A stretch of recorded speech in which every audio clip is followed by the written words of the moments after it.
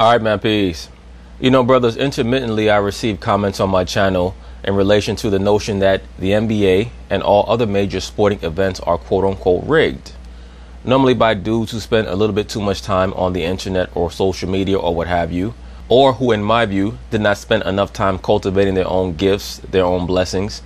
Because when you spend time doing that, you gain a greater respect for other people who cultivated what they were blessed with. That is why it becomes very difficult for you to just look at a situation with a two-dimensional perspective and say everything is anything. When you understand things from a three-dimensional perspective, you look for the nuance, the gradation, as opposed to just throwing the entire baby out with the bathwater, metaphorically speaking. The point being is this: do I believe that every sporting event and every major sports league is rigged or predetermined? No, I do not. But what we have to understand is that major sports is entertainment. Entertainment is built on narrative because the human brain latches onto storylines. That's how we invest ourselves in whatever situation or whatever scenario we're viewing. We have to attach ourselves to a storyline so that we can feel some level of simpatico with what we're viewing, what we're witnessing. That's how the NFL, that's how the NBA, especially Major League Baseball, boxing, also movies, television shows, that's how they enrapture their viewers, through storylines. Therefore, you have to build up heroes, you have to build up villains. And people generally like to see the hero win in some way, shape, or form. If not immediately, somewhere down the line. So therefore, that provides room for the proverbial villain to win, at least for the moment, while the hero spends time trying to develop their skill set, their knowledge base, through experience. That's how major sports work in general. People who are basic will say, no, every sporting event is rigged. When I think of the term rigged, brothers, when I think of that term, I think of a dance recital. I think of a ballet where everyone involved knows what everyone else is doing. That's why I don't use that term too much. Now, if you're going to ask me, are there referees who are put in place to make sure that certain narratives come to fruition in a way that's the most beneficial for the NBA or the NFL? Absolutely. Are there monarch athletes who have been genetically engineered, psychologically manipulated to make sure that they can play their role, either as a superhero or a supervillain? No doubt about it. Are there coaches who have been trained in monarch control techniques? Absolutely. Are there general managers who've been trained in those same techniques of monarch mind control? No doubt about it. Are there owners who are fully aware of who are the next up-and-coming monarch program super athletes in the college system or in the high school world? No doubt about it. That, to me, is controlled. The major sports are controlled environments where all of these factors are placed in a pot, shaken up, cooked, allowed to come to a boil, and whoever wins is who wins. Now the chef stirs the pot around, and you want certain ingredients to be more obvious to the taste buds in your palate than other ingredients. That's what's called the pushing of certain narratives. Now, over the course of the last few decades, you've had certain teams that were able to transcend the narrative and win. I've stated that in other videos, whether it was the Bad Boy Pistons or the Clutch City Houston Rockets, the 2004 Detroit Pistons, teams of that nature. The 07 San Antonio Spurs who defeated LeBron. That was supposed to be LeBron's season to first come into his full prominence. He was unable to do so. And as I've stated in other videos, or in another video, at the very least one other video, I liken it unto the film The Hunger Games, where they take certain assets, they put them in a controlled environment, and whoever wins is who wins. There are certain assets that they think are going to win, but if for some reason there's another asset who was able to shine brighter than the others, then they bring them back for another season. That's how that works. That brings us to Mr. Tim Donaghy, who has almost single-handedly been able to confirm a certain sort of bias in the minds of the quote-unquote sports conspiracy theorists who believe that everything is rigged. In my view, he proves the opposite. He proves that there are certain referees who are in it for them. In my view, when I think of the term rigging, that's something that happens all the way from the top down.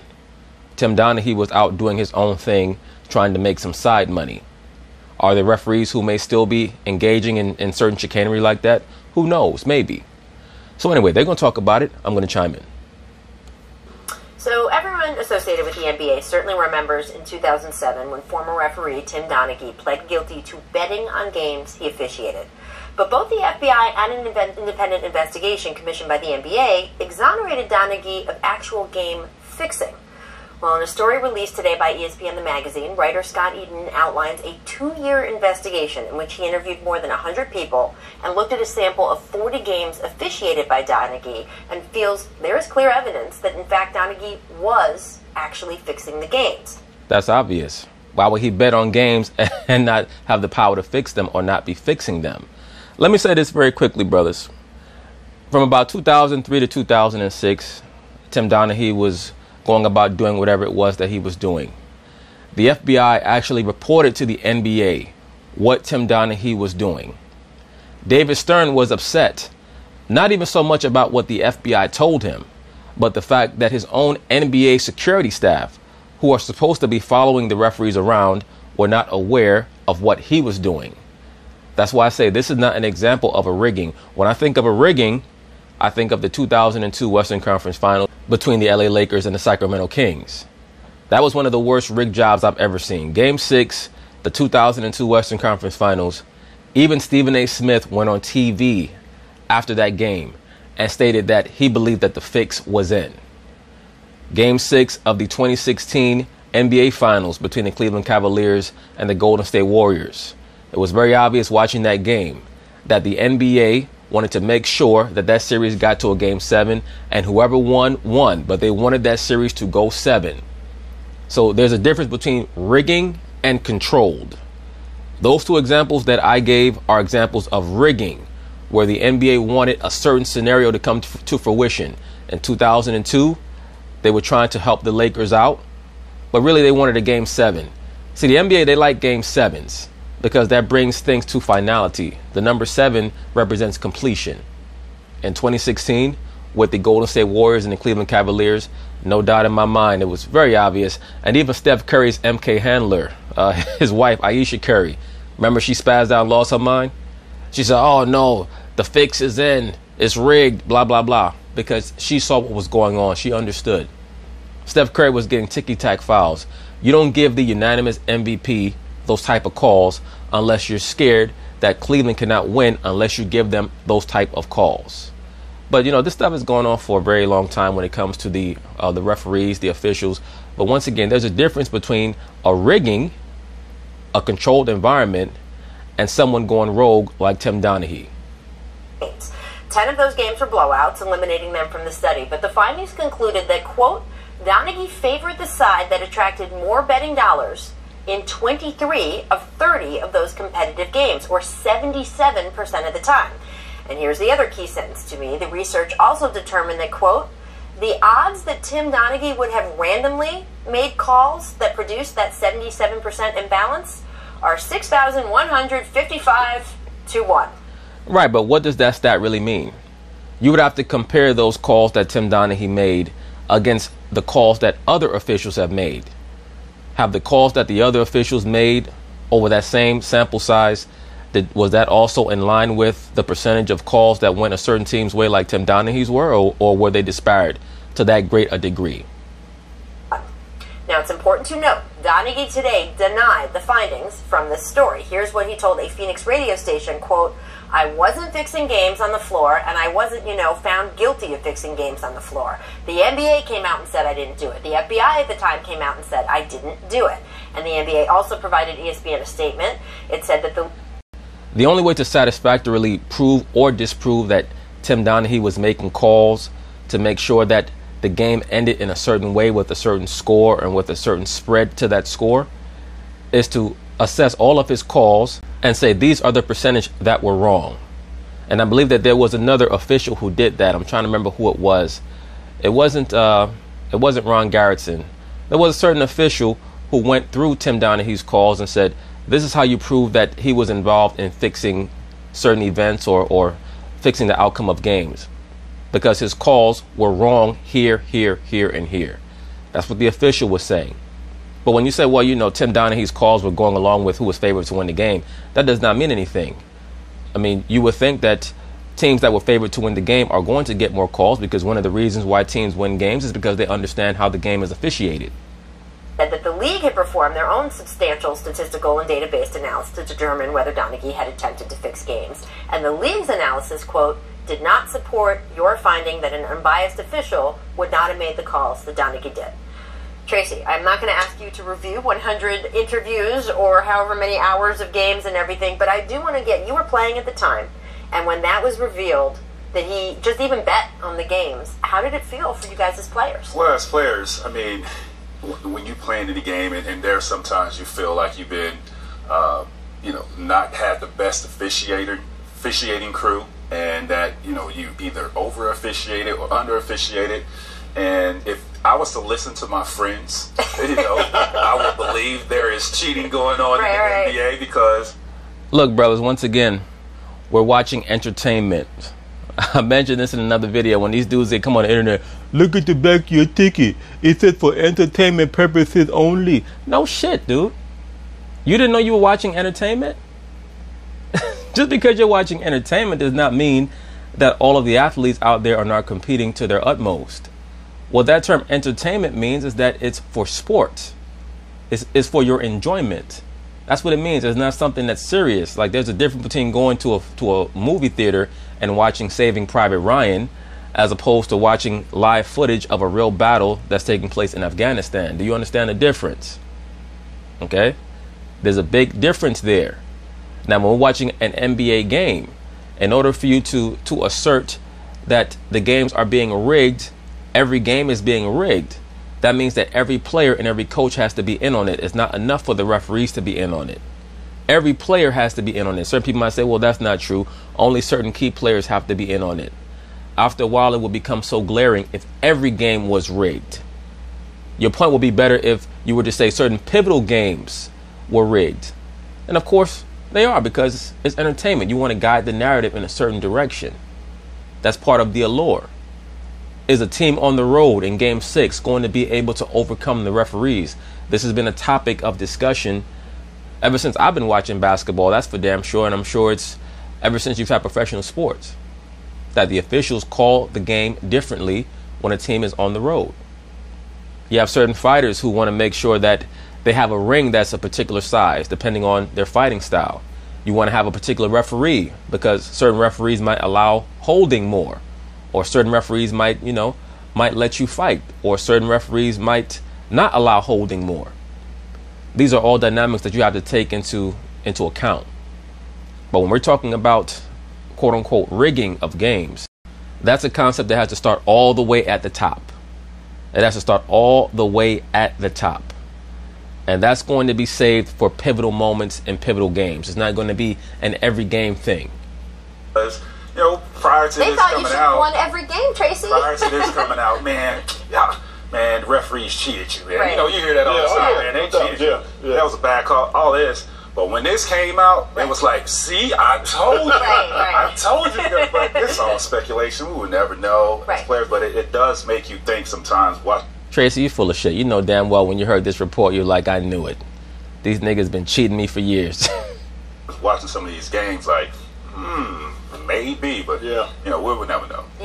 Of course you have to say that, brother, because you're still getting paid by being associated with the NBA. You're not going to get on TV and say, I knew it. They've been rigging for the last 50 years and they still going to keep rigging, and they stopped me from winning the championship. Because remember, Tracy had a couple of 7-game series in the first round. I believe that his team had a 7-game series against the Detroit Pistons in like 01 or 02. I think that Tracy had a 7-game series against the Dallas Mavericks in like 06 or 07. And I think that they also had a 7-game series against the Lakers in 09. I'm not quite sure if Tracy was injured for that one or if he was playing. But I believe the Rockets won 7 games with the Lakers in 09, the year that Kobe finally got his first championship, being the leader on the squad. So, I mean, in a 7-game series like that, that's where you look back at officiating. But either way, brothers, it's very important that we make certain distinctions in terms that we use. There's rigging, there's control, and there are certain officials or players going rogue.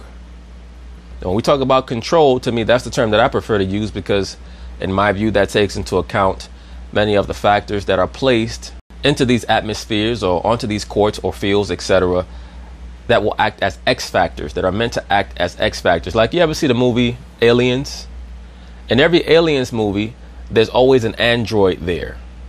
The android is meant to act almost like a proverbial official in the proceedings, right? The android is there, and he always acts like he's an objective observer, but he's really a manipulator.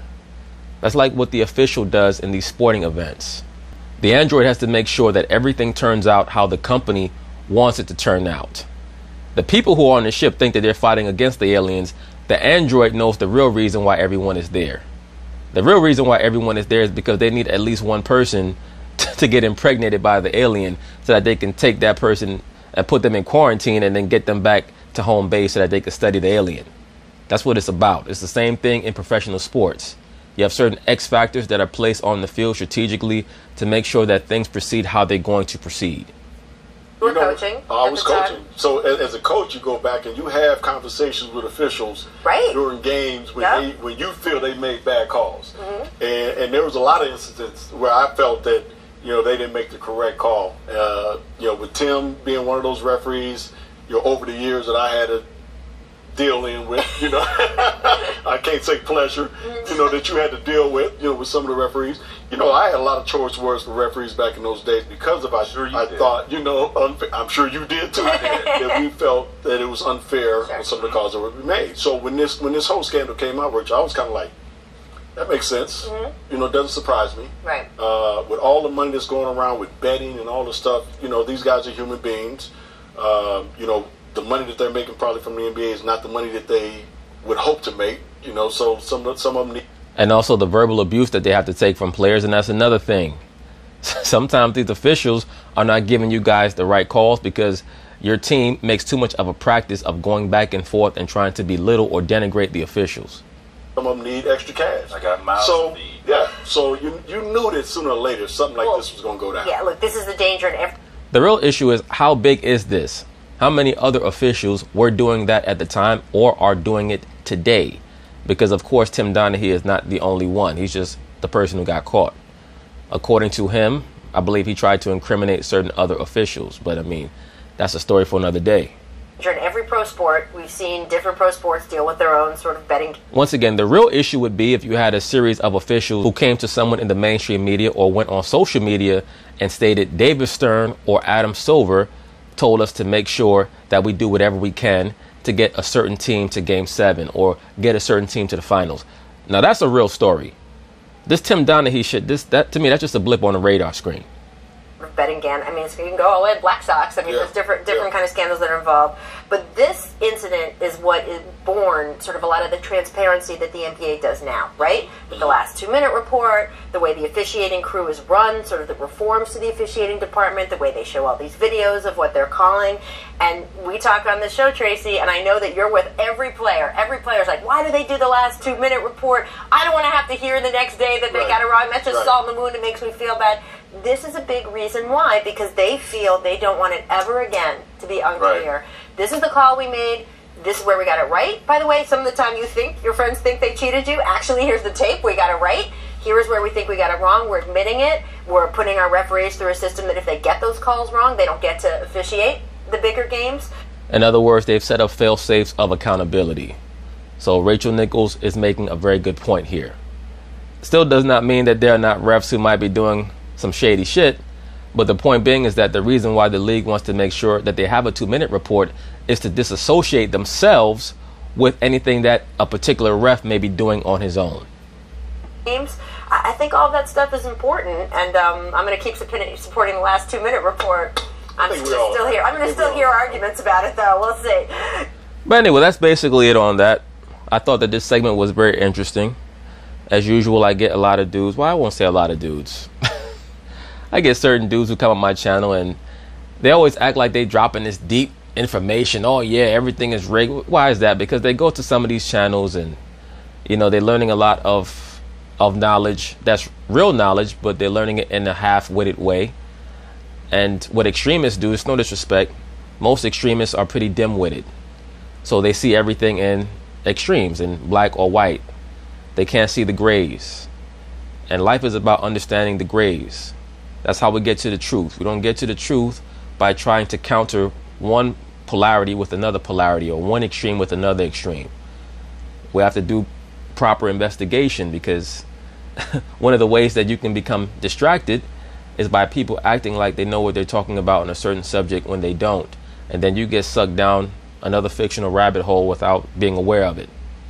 But anyway, we'll see how things go down the line, and if any other referees get exposed. And as I've stated, a real story would be is if a series of refs or officials or umpires came out and said that our commissioner demanded that we make sure that a certain team got to the World Series or to the NBA Finals or to the Super Bowl.